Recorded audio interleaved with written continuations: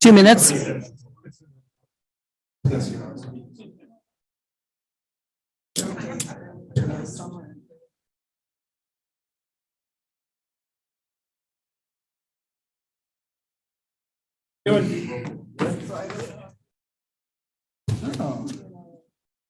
Around the stripes, right?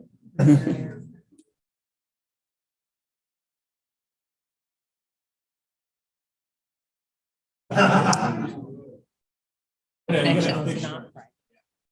That's like the first.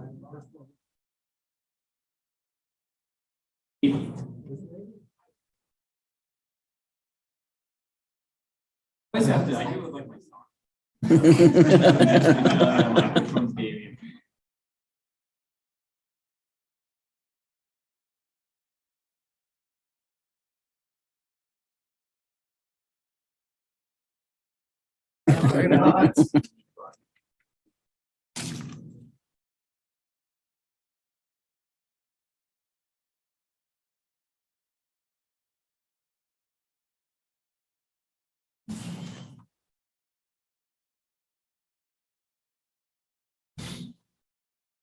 Any of these things.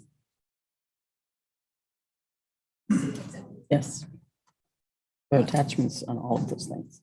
So as you move along the thing, it should be there. Yeah. You just use the arrow.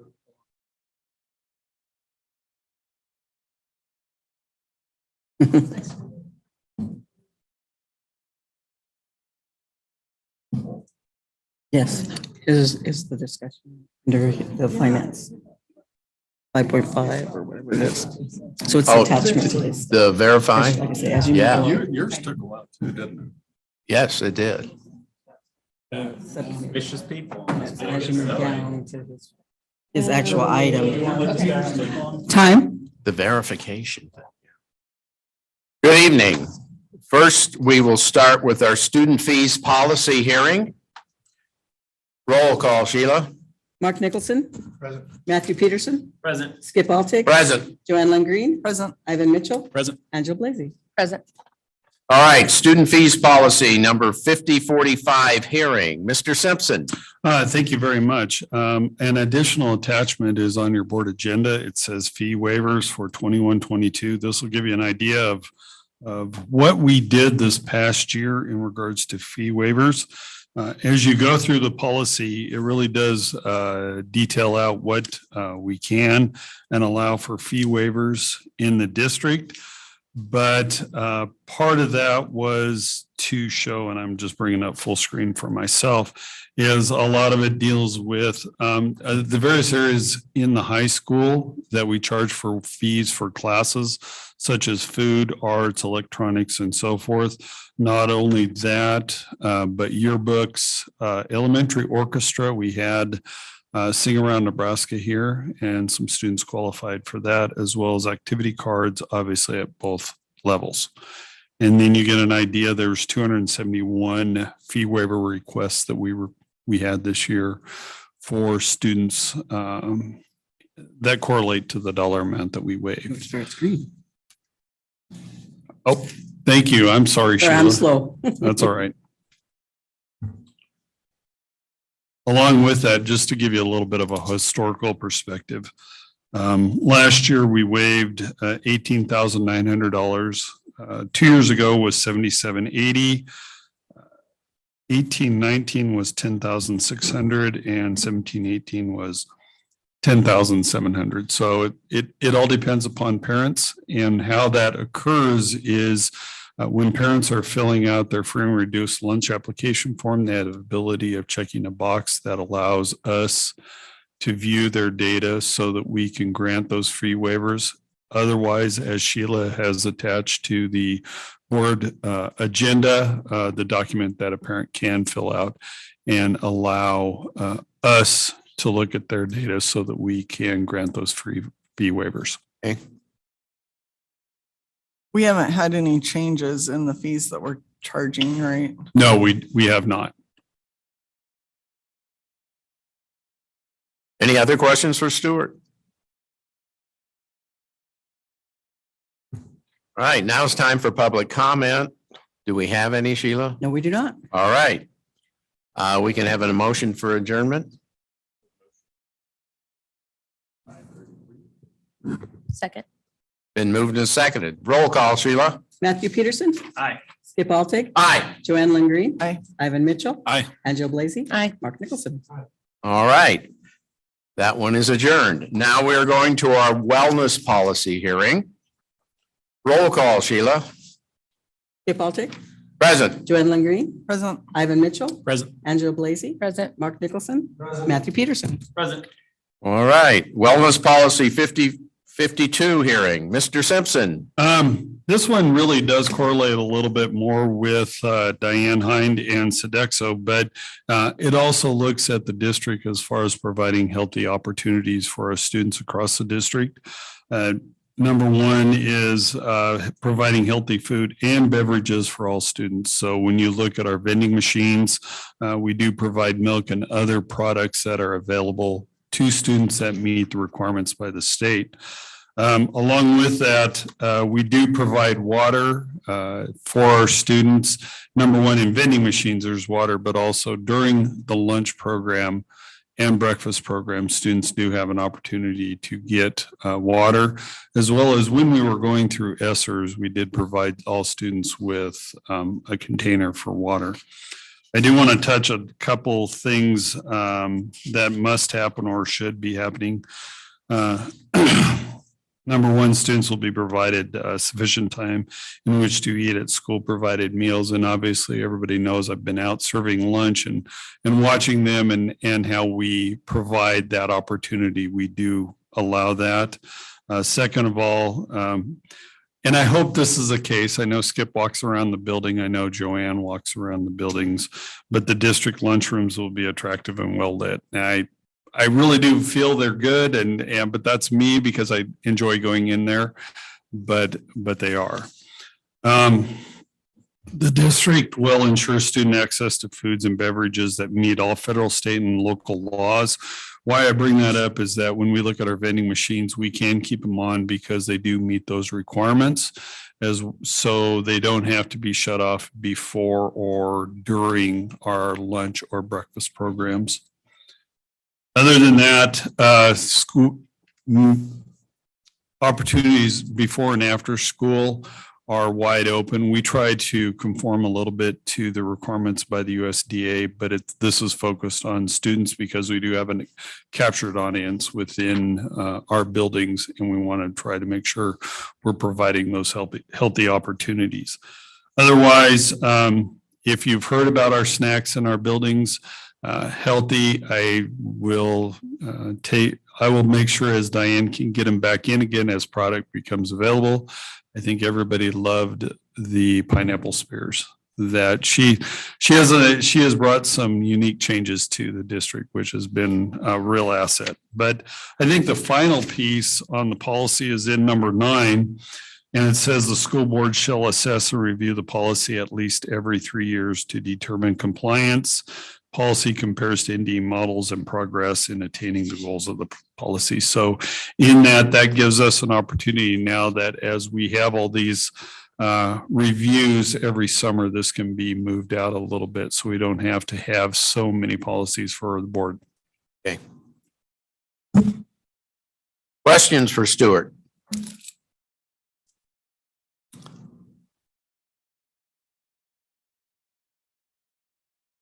No public comment, right? Nope. Okay. Second. Now it's been moved and seconded. That's all right. To adjourn the wellness policy hearing. Roll call, Sheila. Skip Altick, Aye. Joanne Lingreen. Aye. Ivan Mitchell. Aye. Angela Blazy. Aye. Mark Nicholson. Aye. Matthew Peterson. Aye. And the wellness policy hearing is adjourned. Now, welcome to the Board of Education meeting for July. Roll call, Sheila. Joanne Lingreen. Present. Ivan Mitchell. Present. Angela Blazy. Present. Mark Nicholson. Matthew Peterson. Present. Skip Altick. Present. The Nebraskans Opens Meeting Act legislates the methods by which meetings are conducted. Information pertaining to the act is posted on the back wall of the boardroom. Would you please join me in the Pledge of Allegiance? I pledge allegiance to the flag of the United States of America and to the republic for which it stands, one nation, under God, indivisible, with liberty and justice for all. Before we start the rest of the meeting, I would like to present Dr. Todd Rhodes. This is his first official meeting. I think he's been on duty 7 days. Is that right? Seventh day. So this is his first board meeting of many. So you are welcome. Thank you. Terry, our foundation report.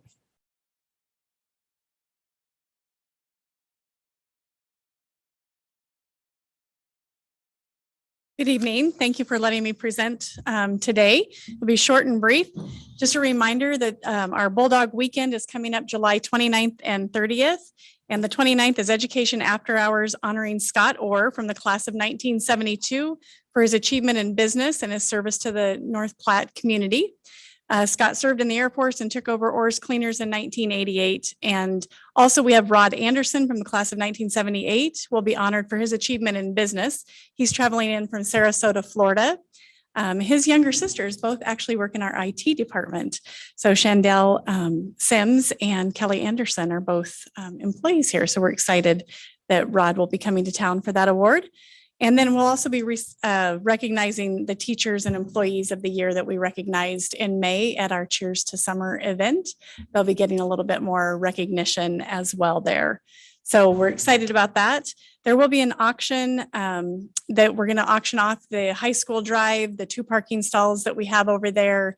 And then also we have a great golf experience with the Dormy Network. They're building the Gray Bull Network or golf course that's north of Maxwell. And they have courses across the country. So we'll be giving away a trip for 4 to one of those wonderful golf outing places. So that will be on auction as well. And then on Saturday, because, you know, Friday is not enough, we always have to have another day of fun. We have partnered with the Booster Club and we'll be doing our Bulldog Golf Classic. So bring your golf team. That'll be a shotgun start at 9 out at Lake Maloney Golf Course. And then there'll be a dinner afterwards for that. So we're excited about that. Thank you to Dr. Rhodes for continuing to do the pay green to wear blue this year. So we're doing North Platte to the max. Brandon Peterson designed the shirts if you didn't see the email. So we're excited about that. It's really helped grow awareness for the foundation and hopefully give the employees a little motivation on those Fridays to be able to wear a shirt and some jeans. So we appreciate that. Any questions for me? All right, thank you. Thank you, Terry. Superintendent's report, Dr. Rhodes. Not a lot to report. If you remember back in December, one of the things I talked about quite often was kind of a transition plan and to get into the district and listen and learn what was going on in the district. And that really started in earnest clear back in February when I was able to spend some time over here. And in fact, I think it kind of averaged to about a day a week beginning at the end of February. And so I've tried to continue that the past 7 days. Again, I don't have a lot to report on in 7 days, but Stuart's been gracious enough to set up some school visits. And so last week we were able to go to the high school, Adams, Madison, the Lake Elementary, and Cody. And we've got several more scheduled this week and then the following week as well. So that's kind of part of that listening and learning in terms of that transition.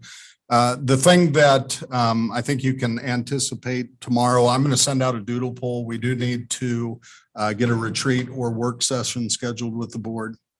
And of course, we'll invite the proper folks to come along for that journey as well. So I'll get that sent out sometime tomorrow. Okay. And that's it for me.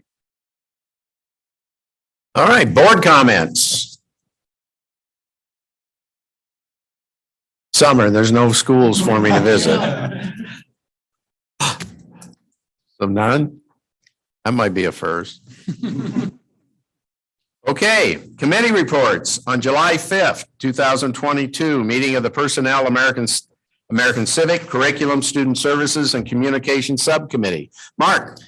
Skip all, take myself, Angela Blazy, excuse me, Dr. Rose, Mr. Mills, and Mr. Simpson for all in attendance. We started out by talking about the substitute teacher daily rate of pay. And we're going to discuss that a lot more tonight and have a vote on that. Basically, we're attempting to raise that pay in order to attract more substitutes. We went through a number of KSB policy updates that we will talk about more tonight. We talked about a MacBook pilot program. Right now, we largely use Chromebooks, I believe, throughout the district, but we're piloting a MacBook right now. Mr. Mills updated us on staffing and hiring, and we adjourned at 9:02. All right, on July 7th, 2022, meeting of the Finance, Facilities, Operations, and Legislation Subcommittee. Ivan. Thank you, Skip. Stuart Simpson, Matt Peterson, Joanne Lindgreen, myself, Todd Rhodes, Kevin Mills. We're all present at the meeting. As with every month, we went over the budget. It's our favorite topic, and went over the one-page document in support of the 22-23 budget. It's continually monitored and adjusted, and so we'll have final numbers out in August. We discussed the preliminary valuations, and it looks like there is a 7% increase in property valuations for North Platte schools. And any excess funds will be going to boost up our reserves to get them back up to 25%. I think they're hanging out around 19 or something like that currently. We did go over the budget timeline, the requirements of what we call the postcard legislation, a postcard that'll be sent out to the public. Additionally, we talked about the ESSERS funds, and we talk about that quite often now. That's essentially the COVID relief money that was given to the schools, discussed where that is being utilized and where it is being focused on and will be put for the final remaining part of the ESSERS funds. We went over the current construction that's going on right now. Not a lot of huge projects, but it kind of seems like some stuff that is just every year there are going to be some projects we have to do out there. We did talk quite a bit about our substitute teacher salaries, as we've talked about kind of the workforce issues and how important it is to have the flexibility with substitute availability out there. And I think we're bringing that proposal here tonight. We did talk about resignation letters, and that all our committees will have the ability to look at those and at their committee meetings to review those. And we adjourned at 9:06 a.m. We would have been done earlier if Mr. Mills wouldn't have taken them. All right. Thank you. Now it's time for a consent agenda. Our adopted rules of parliamentary procedure, Robert's rules, provide for a consent agenda listing several items for approval of the board by a single motion. Most of the items listed under the consent agenda have gone through board subcommittee review and recommendation. Documentation concerning these items has been provided to all board members and the public in advance to assure an extensive and thorough review. Items may be removed from the consent agenda at the request of any board member. Included in this is the approval of financial claims and reports. And this month it was Angela and Matt, correct? Correct. And I'm pleased to announce that Angela and Matt found a check that we had issued, and due to just the summer months, we picked it up. I was pleased that we picked it up. And second of all, we got it voided today. The other piece that Angela had questioned, we did, wrestling did travel to Lincoln and to Colorado for a wrestling camp. So. Stuart was flying solo, but he handled it all right. All right. I make a motion to accept the consent agenda. All right, a second? Second. Been moved and seconded to accept this. Roll call, Sheila. Ivan Mitchell. Aye. Angela Blazy. Aye. Mark Nicholson. Aye. Matthew Peterson. Aye. Skip Alton. Aye. Joanne Green. Aye. So that is approved. Now we go to our reports and discussion items. Elementary summer extended learning update. Mrs. Douglas. I didn't know if you were going to do this alone or not. Okay, It's just me. well, you have your whole little group over there. That's why I wondered. I got my back just in case I need them. I'm getting there. Okay, that's all right. I can start talking while Sheila's putting up some pictures. I have a little slideshow to show you about some of the highlights of the ELO program. So our goals really are to, number one, teach content that complements curricular standards through experiences, exposure, and fun.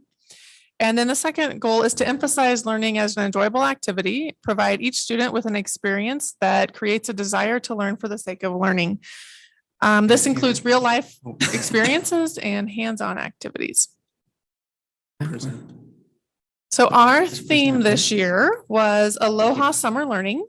Something new that we did was we partnered with our Summer Kids Club program and piggybacked off of their theme to create a streamlined experience for all of our summer programming. We offered our ELO program at the same site as Kids Club, which was at Jefferson Elementary. This allowed us to work together and eliminated the need for transportation between the two programs.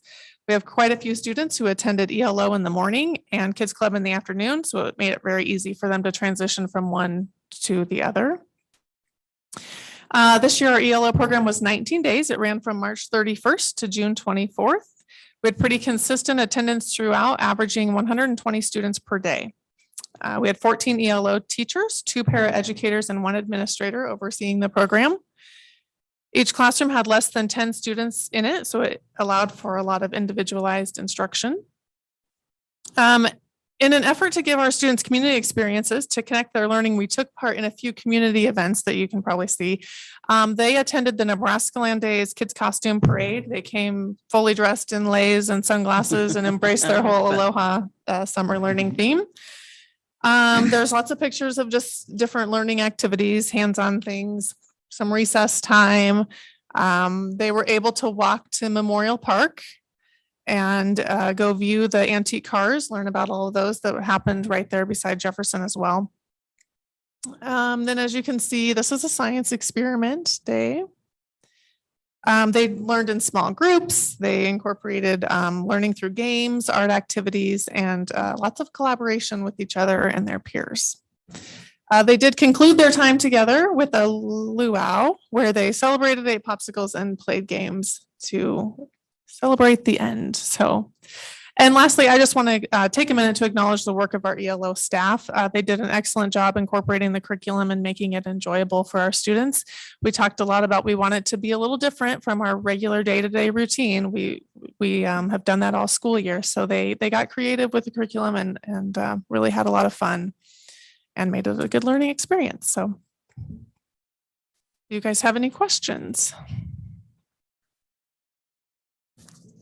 All right. Lindsay, I feel like maybe one of my second or third years on the board, we kind of experimented with when the ELO program was going to happen. I think it maybe moved back into this further in the summer a little bit. It sounds like now we're back towards right when school gets out. Yes. Have you seen have been able to compare that and see how it works as far as enrollment and that kind of stuff? I am not sure. That was a few years ago that we did it right before school started. And I know it didn't, I know the feedback we got wasn't as good as doing it right away. I think kids like to kind of still stay in that routine and then kind of have a break before they get back. So. Any other questions? Thank you. All right, 2022, 2023 back to school kickoff. Ina.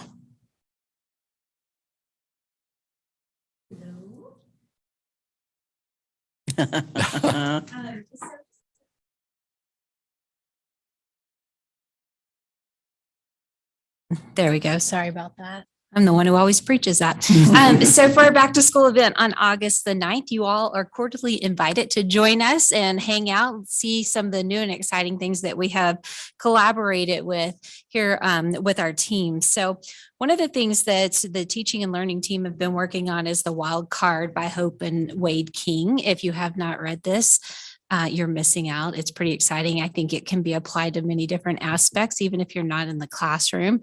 One of the main focuses is being creative with education and building capacity in your classrooms to energize your lessons and being mindful about your students' needs and how they're taught. So that will be our theme for this year. And then we've gone ahead and picked out our songs. They all kind of go along with this. So Forever on Your Side, and here we go. We will be at the Bauer Stadium again this year.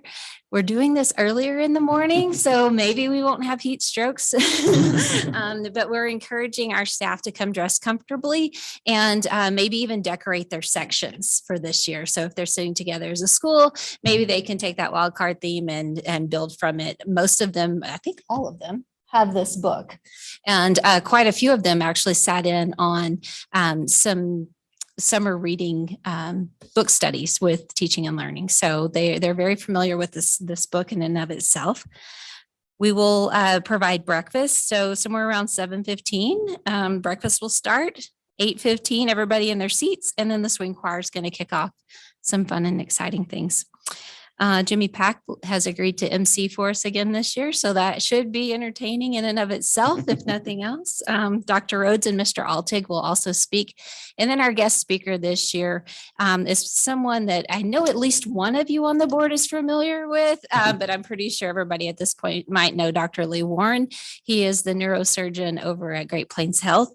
He is also an author and a podcaster, and as one of his books is I've Seen the End of You, and it really focuses on mindset and how you can become the best version of yourself. So as we look at what we want each of us to do going into this next school year, we've agreed that filling those toolboxes with some vital tips on how just to refocus your mind when you're having a frustrating day. Those are the things that we're hoping Dr. Lee Warren can help us with. So we did purchase several copies of this book. Directors all have a copy of it at this point. And if anybody wants to borrow one, you're more than welcome to. And then we're going to have them as resources in the building so that teachers or staff can check those out if they want to. From there, we will have the connection section again.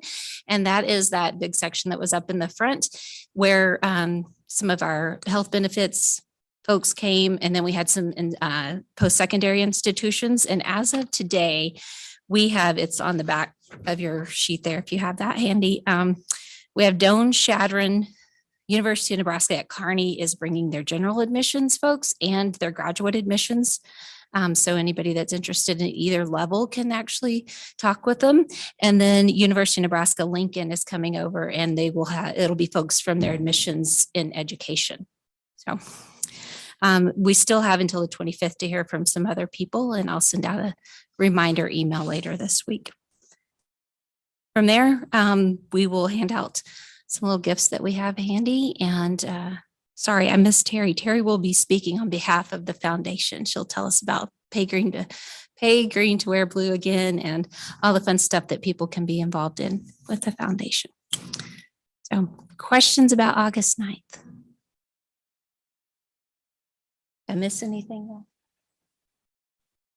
We're still working out some of the details, so this is liable to change. And We have a little less than a month, so that's okay. It's all good. We got this. But we're excited to bring our staff back. And I'm just going to throw out a little shout out to our people. Today we have our first cabinet meeting, and we've got a pretty awesome team. I just want to thank y'all for supporting that. So thank you, board. You're welcome. Right, review recommended policy changes from KSB law. Dr. Rhodes. The first several policies that we'll talk about, I just want to communicate are revisions to policies that have already been adopted. So after this evening, when we get to the August board meeting, we will not adopt those policies and we won't re-adopt them. We will approve the revisionist version of those policies. So we have a few of those And then we do have two policies that'll be first reading policies that we'll go over this evening as well. The first policy is 2006, and that's Title IX policy. Sheila, if you'd bring that up.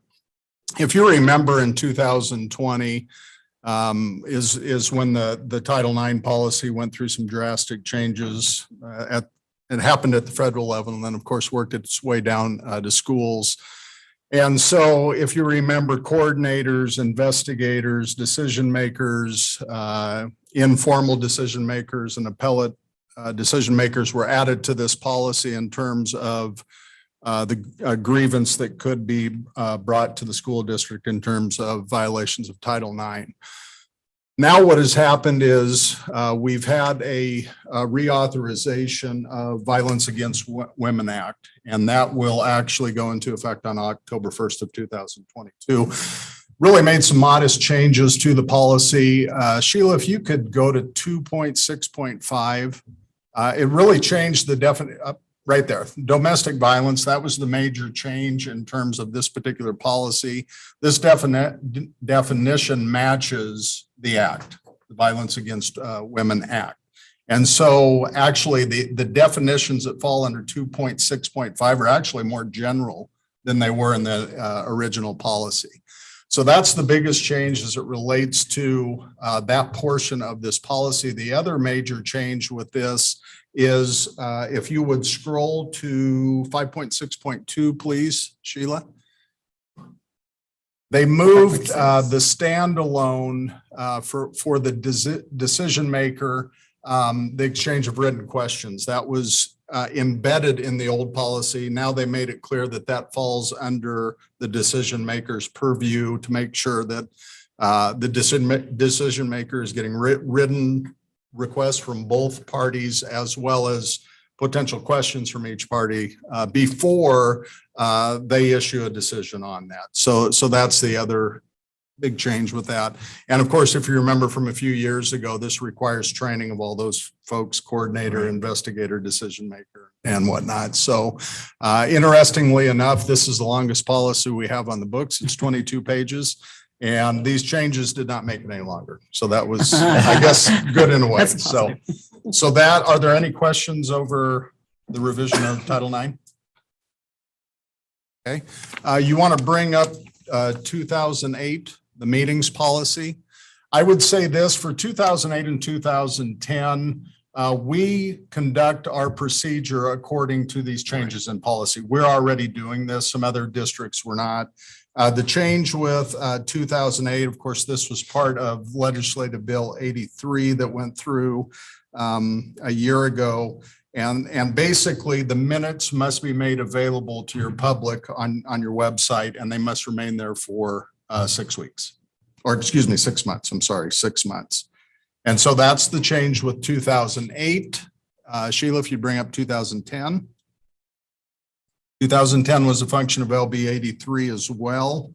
And this talks about the agenda that it must be placed on the district website at least 24 hours before your meeting, and that it must stay on your website. Your agenda must stay on your website for 6 months as well. So again, we were practicing that already in the district. There aren't changes for us, but these are required changes for these two policies. Questions over 2008 or 2010, those two policies? The other, I'm going to lump two other policies together. That's federal procurement and the bidding process. So that's 3003.1 and 3004.1.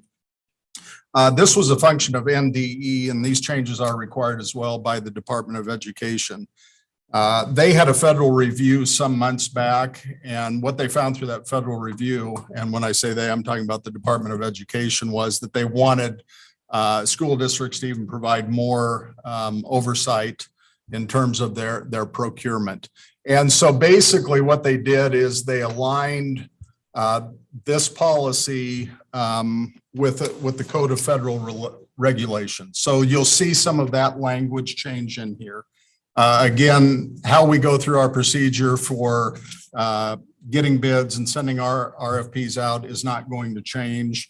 The biggest part of this was CFR 200.317. And basically what that code says is you need to use the same procedure for procurement when you're using federal funds as you would for using non-federal funds. That's the change in there. But again, it won't change the process for us as a district or the work that Stewart does in terms of building. So, any questions on those two? Again, that was a requirement coming from the Department of Ed. School meal program is 3,012.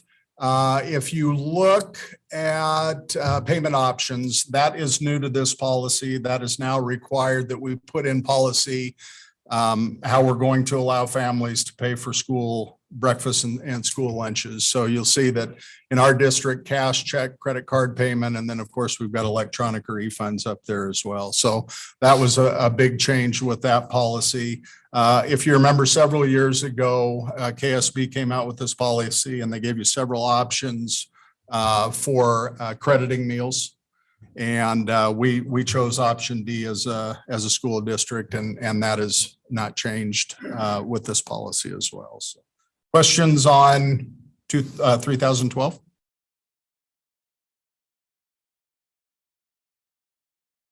Sheila, we're going to skip 4064. Okay, you know, And let's go to 6021 there. Okay. The big change with this in terms of evaluations for verification for special education, there have been a few more IDEA complaints against school districts in terms of verification of children in special education. So if you go all the way down through that, Sheila, the second page, on number 6, now the evaluators must keep the evaluation tool they used, and they also must keep their raw data. And what evaluators were doing, and Mrs. Johnson probably attests to this, is they would give you the final report and you didn't have that other documentation. And as we were seeing different IDEA complaints, what we were hearing from parents is we wanted that information as well, the raw data as well as the tool that was used for evaluation. So that's the big change with this particular policy. And again, that's a required revision. Questions on that? Okay. Then we have 2 new policies for first reading tonight. One is 4064. This is transporting students in employee vehicles. There were a couple options with this that we did take to the subcommittee last week. We decided on this option, which basically says that school employees can only transport the children that live in their home, or if it's an emergency situation and they report it to the administration. So the example we used was, it's 10 below 0, it's 15 below 0. This group of siblings has 8 blocks to walk, and maybe an employee would pick those students up and they would take them to school. So, the big caveat with this is that they have to report that so that we have a record that they did transport those students. I think smaller districts are probably tasked with a little bit different dilemma as it relates to a policy like this, just based on their student numbers and the size of town and those different types. This is a policy that also would impact after activity transporting of students as well. And I think Mr. Mills is going to speak to that maybe a little bit later when we talk about student parent activities handbook as well. So this would eliminate that possibility that a parent would be transporting their own student after, say, a volleyball game from Millard and have 2 of the friends jump in as well. So, Unless they go through the training. unless they go through the 2-hour bus training. Yeah, there is a training aspect that people can do that would allow you to do this. It's a 2-hour training that I think's run through UNK. Yes. That's who I have experience with. Yeah. UNK.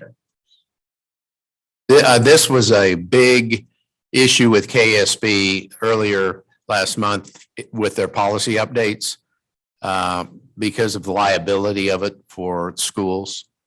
And so the training part, and both Dr. Rhodes and I were on the Zoom for that. And they really, really stressed the fact that if this is going to happen, you need the training just to save the school liability. So what you're saying is with that is if an employee takes the training, then they can potentially transport kids or From a liability From a lot, standpoint, yes. In essence, I think where it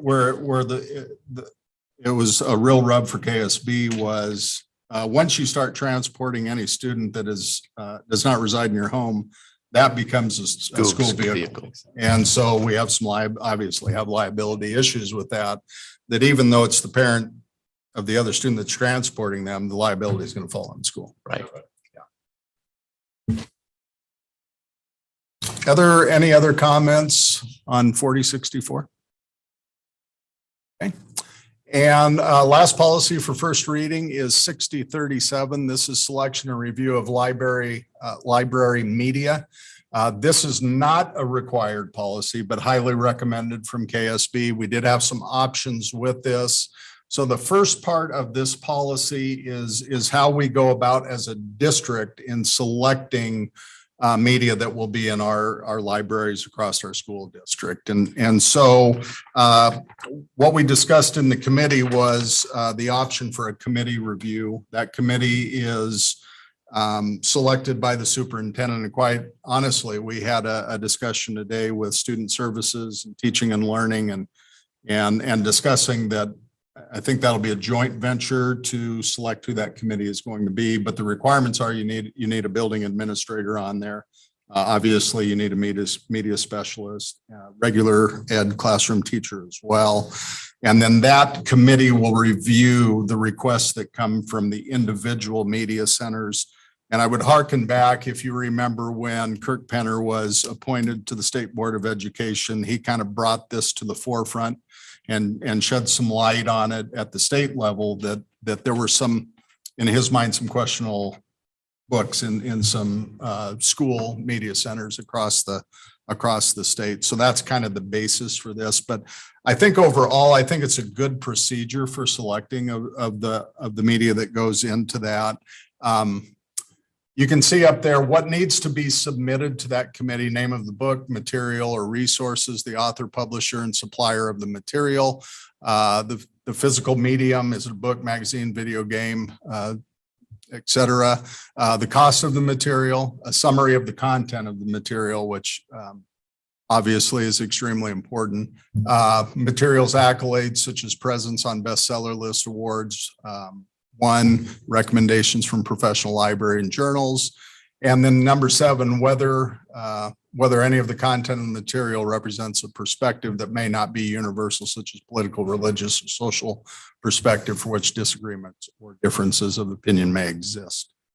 And so that would be, we'll develop a form that we'll have for our media specialists, and that'll be an online form. We'll fill it out, it'll go to that committee, and then they'll take the time to process through that. And so there is a potential that if for some reason the committee determines that it's a piece of media that they don't want in that media center, the building level administrator could get involved at that point. But for the most part, there is no appeal from that determination. The second part of this is probably maybe the more important piece of this policy, and that's a patron or parent request to review media materials in our media centers. And so again, what we decided, I think, as a committee was that we would start at the building level, building administrator, superintendent level, in terms of determining the warrant that comes from the parent or patron in terms of keeping that piece of medium in our libraries or pulling it out. And you'll notice that the decision of the superintendent is final, and the board will not hear any appeal regarding the review. Remember, that's material we already have in our media. So I like this because you have a formal process. look at what we have in our media centers across the district. And then, of course, we have the process for selecting new materials that come in. If you go back to the opening paragraph on this policy, it's very clear this is not curricular in nature. So we're not worried about buying curricular items for kids. That is not part of this policy. It's just for those added resources that fall within our media. Subcommittee, would you add anything to those two policies or? No, I think we came to a pretty good consensus on how we wanted it worded. Yeah, yeah. If there are no more questions for me, that is our policy review. I'd just say I'm glad I'm on the finance committee. Do you notice, Ivan, I read really, really quickly. I spoke quickly. Those lawyers in business though. Especially that Title IX. 22 pages, huh? All right, annual review of policy 4053, professional boundaries and appropriate relationships between employees and students. Dr. Rhodes. Okay, this is 4043 is a result from LB 881. I believe the governor signed in August of 2020. Senator Matt Hansen was the author of that bill. And so we are required to review this policy annually at a board meeting. And it really talks about appropriate relationships between teaching staff and students. Obviously, it has specific language to what is prohibited. Also talks about in the opening part of that policy, the difference between being friendly and being friends. Not the place to be friends with students, but it is obviously for building relationships. It's important to be friendly to build those relationships. The other piece is we have specific modes of communication that we expect our employees to use in regards to students. And you'll see that that's outlined under communication. We use Remind, School Messenger, School Email, Google Classroom for our modes of communication with our students that would be outside of obviously the classroom experience that we have for our students. And then, of course, the reporting of any type of violation with this policy is outlined as well. So, there are no changes to this policy. It is just an annual review that the board must undertake every year.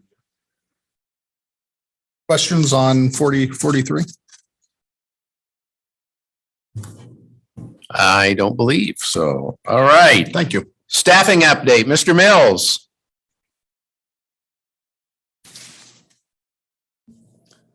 Good evening. Short and sweet for staffing update.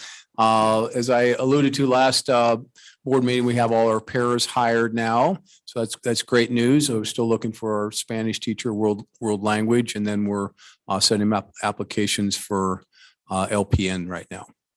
Questions on staffing?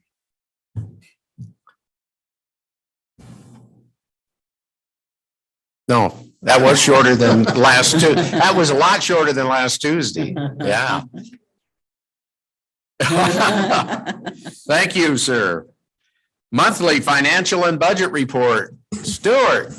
I will wait on this one as Sheila brings it up. It was too fast. I wasn't ready. I know. I'm gonna hold off here a little bit. Take note of Mr. Mills. Yeah.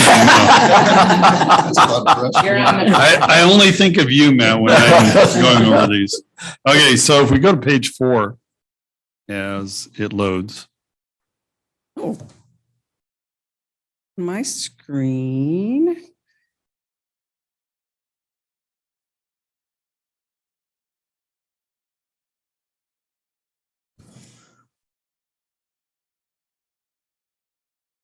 So on page 4, obviously this is an accountant, a balance sheet, but really what I want to focus on is just on, if you look at the bond fund column, 108,000 out there.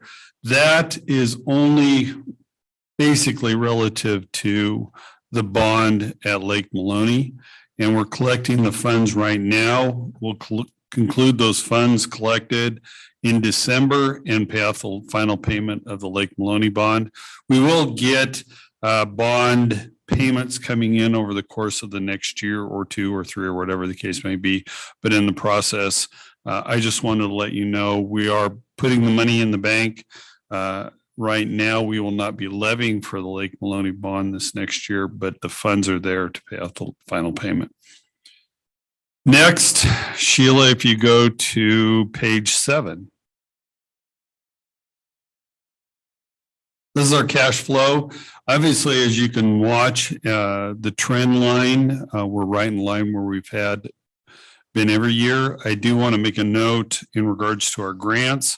We do oversee about $10 million in grants, and the state is actually stepping it up and turning around that timeline so that we can get the funds coming in a little bit quicker in the process, but we're still holding true to how our trend occurs in the district over the course of the year.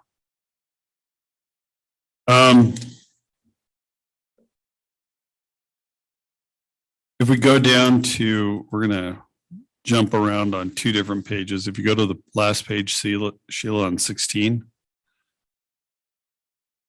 we do have bond payments in the QC Puff for our HVAC projects in Cody, Buffalo, Washington, and Lincoln.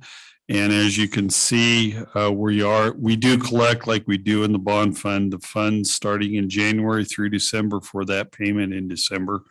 And right now with the cash on hand of $722,000, we'll be there to make that payment for those bonds. And then finally, it is continually asked of me in regards to, as we look at the, go to page 10 and then 9. But we do look at the bar chart in regards to where our how much we've spent in each specific area. We do see always the transportation, and I just put this in for clarification on page 9, Sheila, is the 3 areas that I want to highlight are van and repair and maintenance. We've had an exorbitant amount of repair and maintenance on our buses this year. Looking at it, it's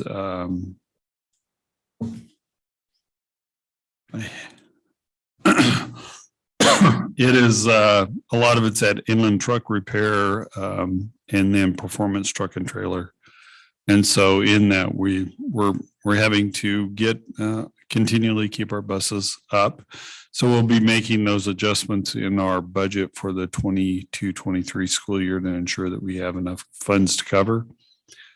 The other piece is that in bus acquisitions and equipment on SPED side, I told you that we did purchase a yellow bus, or we just paid off the lease of the yellow bus that we do transportation for our 7th and 8th grade, as well as we had an additional route in our SPED area, and we paid off that bus also. And then it frees us up from lease payments, and then we have that ability to evaluate our buses accordingly. I took you through a lot there. Hopefully, do you have any questions?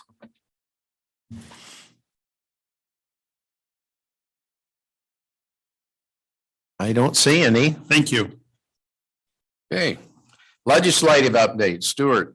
The only thing I want to I reminded you last week, and we saw it in the paper today, Senator Flood is now transitioning to become Congressman Flood at the federal level, and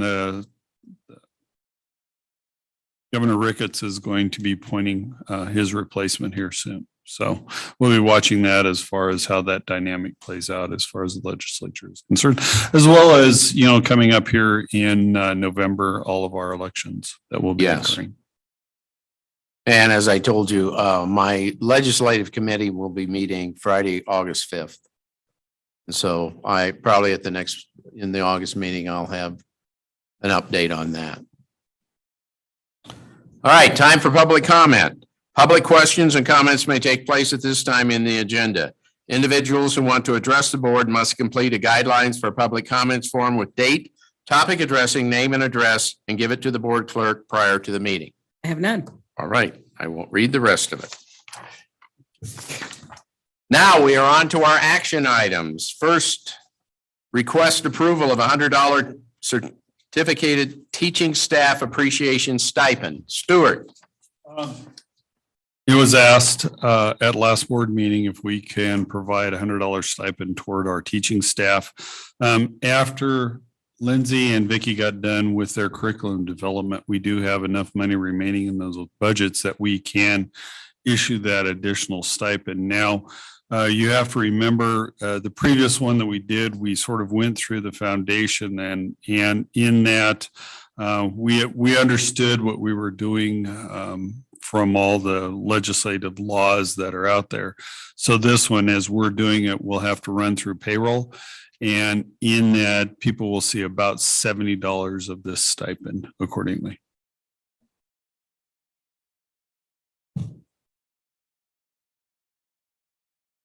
I think it's fantastic. Thank you.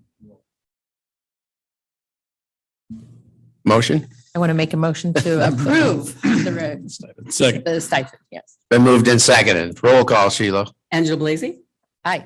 Mark Nicholson. Aye. Matthew Peterson. Aye. Skip Alter. Aye. Joanne Lundgreen. Aye. Ivan Mitchell. I do have one question. So which month will that go in? We're looking at getting it done this month. In July. We really, I know teachers are being paid out their contract in July and August, but I think it's just imperative with everything else we're doing. We're just going to get it out this month. Okay. Request approval of substitute pay rate increase, Mr. Mills. This one is probably a little longer, isn't it? Can we say ad infinitum? I feel I've talked about this for 2 months. I think you guys have it memorized. The substitute obviously is something that's very important to our district. And one of the things that we've talked about for the past month through a committee and board meeting and tonight looking for a motion to move the pay scale up for substitutes from 130 for all subs up to 150. And then the big other piece of that is for certified subs to move that up to 210 and then long-term up to 225. There is one change under that 8.2. It was supposed to read $30 an hour instead of 20. We talked about that in subcommittee, but we missed it, getting it updated on this form this evening. And that's for our certified paras to be able to, they would get paid $30 an hour when they take on those extra duties of subbing. We feel that those folks are invaluable to our district. And I told the board last month when I did my state report, we actually had 84 subs on file, but they have to have worked a day. So when I took all those folks off, it put us down to 49 individuals who actually subbed at least one day. They have to sub at least one day to me to give it to the state. Questions? So can you tell me a little bit about our need as far as subs? Are we short subs? Are we, just as a general rule, or is there just certain times of the year that we're more short on subs? Great question. One of the pieces I would say that we're always short, we're always hiring. We had another applicant last night, so immediately Carol calls those folks in to get them hired. And again, subs only work a certain amount of days that they wish to sub, because that's part of subbing. They don't work every day. If we had a Kevin Mills way, we'd have them working all the time. But hopefully that will increase with this increase. But we know a lot of those folks do not wish to work every day. And also some of them only want to work elementary, some want to work high school only. And then those few crazy folks that want to work middle school, we love them. Former middle school guy here. The other piece of that, some folks only want to work at certain schools. So when you take all that down, Joanne, yeah, we have a shortage because when you spread those folks out. When I look at numbers though, we probably have an average of 20 absences per month, which is, not per month, per day. When you take that out, that probably goes up to April and May are our biggest month. That's when a lot of staff start to take those extra days off, where it jumps up to probably 27 to 29 days. So that doesn't sound bad, but when you only have that amount of people to cover all of those days per month, it stretches our folks pretty thin. So long question short, yes, we have a shortage of them. Do we do anything for teachers that, like at the high school, that take on a class during their plan time or something like that? Do we have some? Yeah, sort of- they get paid for that class period that they cover from all levels, from elementary to high school. And is Okay. that raise counted in this? That's not part of this. We'll have to have that discussion in subcommittee and to bring that back up. Because that's part of the negotiated agreement. Is that the way that works, or? Yeah, Yeah, it is. it's part of the Yeah, negotiation. it's in the negotiated. $50 for high school and 25 for elementary, Okay. because that's divided by their class periods. Have we ever thought about some sort of incentive if a substitute works a certain number of days per school year, if they would get some sort of almost bonus on top of what they're That's a getting paid? great question, Matthew. It's one that Carol and I talked a lot about, that would probably be the next thing coming your way. Because we did talk about that. The first thing we're going to do, I do a sub training every year. So the first thing we're going to do is recognize them. I went back and looked at the amount of days that individuals work. So I'm going to give two awards out. I know it's just an award, but that'll be the next piece that we want to do, an incentive for those that would work X amount of days. A lot of them, because the state allowed it this year, and we hope they can go over that amount of days that they can work for local subs. So we have staff that have worked, over 90 days. So definitely, I'm glad you opened up that can for me. Lead the way. So I know the last time that we talked about pay increases for substitutes, we were seeing a lot of, we felt like we had a lot of competition with other schools just in the area. Are we still seeing that as an issue where people are like, well, I can't sub for you because I'm going to, such and such school?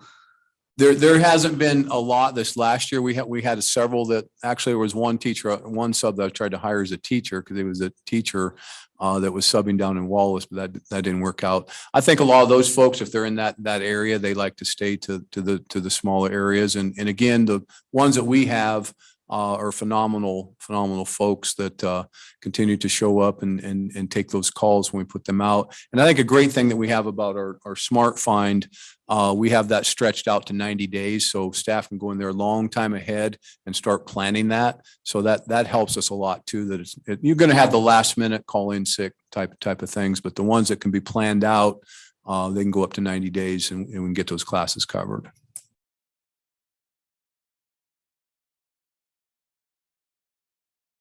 One of the things I think maybe we could look at, like in January or so forth through half the year, see if this has helped.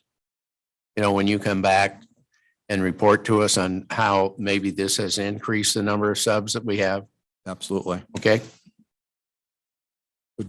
Good call. Motion to approve sub pay raises. Second. Been moved and seconded. Any other discussion? Do we need the specific? I see the proposed motion here as the specific numbers. We just say it's, You can say. as approved presented. Right, yeah.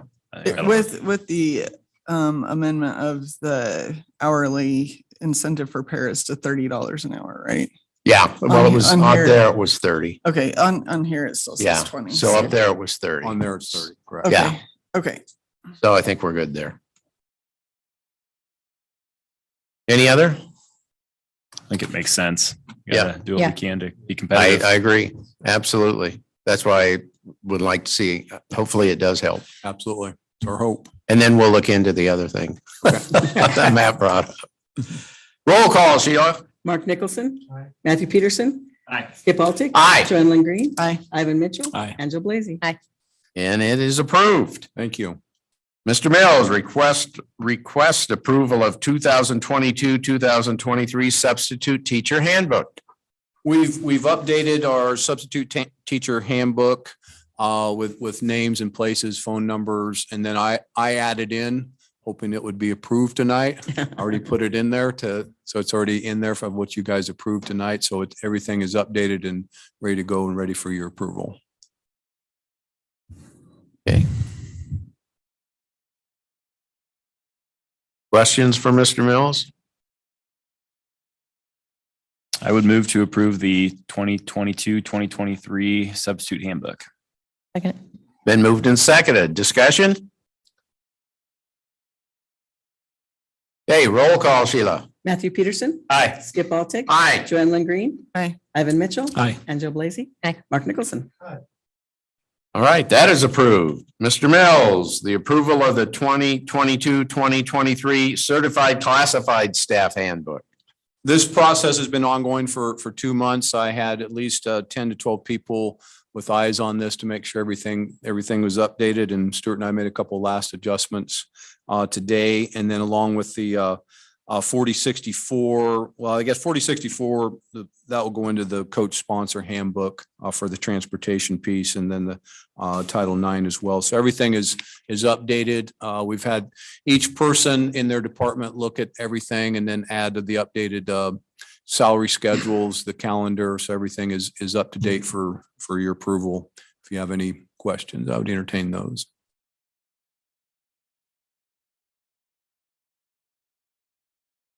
I'll make a motion to approve the 2022-2023 classified certified staff handbook. Very good.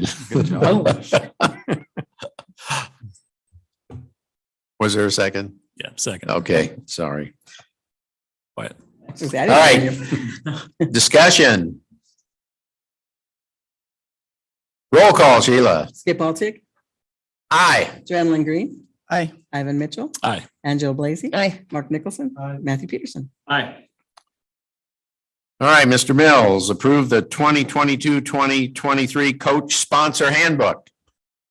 Jimmy Rhodes was supposed to join me tonight. You don't see him around here, do you? I asked Jimmy, he just came on board July 1st to start looking at this. I looked at it and had several other individuals look at it. We did a lot of updating with pages and highlights within that process. And then the big piece that came up last month that was alluded to and talked about tonight with Dr. Rhodes was the transportation. So I added that into there with a caveat that this was in board approval process right now. But that was a big piece that we wanted to cover as Dr. Rhodes covered tonight adequately to make sure that all of our staff know that change with the transportation piece, because it probably affects more at the high school with athletics. And I've lived that life too, of taking my son or daughter from an event, and I never allowed any other kids to ride with me, trust me. So we have that updated and page numbers have been added, and it looks fine. I don't know if Corey has any updates. Good to go. Okay. Okay. I'll make a motion to approve the 2022-2023 coach sponsor handbook. Second. And I do love that my daughter's picture is on the front. I just want to put that out. I was very excited. Why you're jumping in there? Any other discussion items on this? All right, roll call, Sheila. Joanne Lynn Green. Aye. Ivan Mitchell. Aye. Angela Blazy. Aye. Mark Nicholson.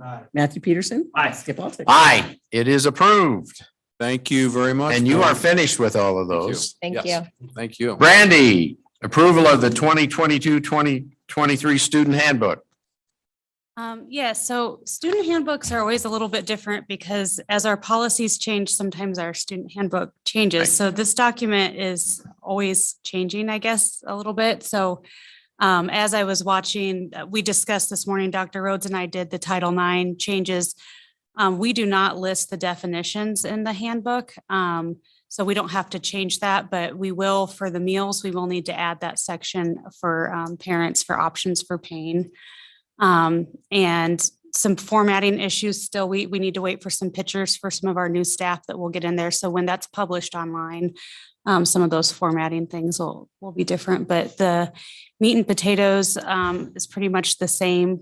We did add the threat assessment process into the handbook this year. Officer Johnson and I just got back from a week in Denver at the National School Resource Officers Conference, and that was something that they had actually recommended there, that you include your threat assessment process for parents so people kind of understand how the school responds to threats. That was probably the biggest addition. Everything else just minor things that KSB had asked us to change, updates. And then, as you guys know, legislatively, policies change, and then we will continue to update it throughout the year. Yes, depending on what happens from January to May this year. Yeah, there was one year where they dramatically changed Title IX in January, and so we Right. had to go in and change the handbook. The nice thing is you can change it online rather quickly, can't you? Yeah, I don't print copies because Yeah. we're changing this. Questions? I assume the high school page will be getting updated. Yep, we're waiting for the high school page updates, and again, just some photos. And then we have some photos to add to the foundation page as well. Terry had just emailed me, so we'll get some of those photos updated. Okay.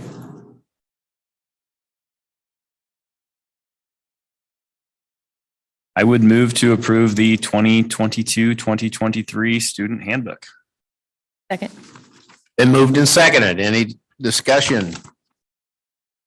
No, we, Thanks for doing this every year. I know it's a lot of work. Yeah. So Numerous times a year. you did a pretty extensive review last year. month. Yeah, and last year we connected it with all the Yeah. KSB policies, which Yeah. changed it a lot. So that was the big year, but. Yeah, And this which year, made a just lot the of Challenge sense. was just some new staff and getting correct. updates. Yeah.